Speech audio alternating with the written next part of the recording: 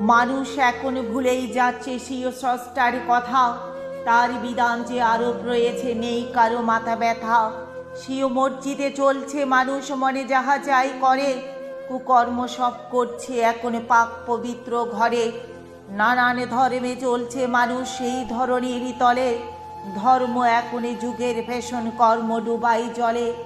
স্রষ্টার কথা আছে যথাতথা মানুষকে ছাড়ে ভবে, কিছুদিন খেলে ফলাফল হলে তার কাছে যেতে হবে।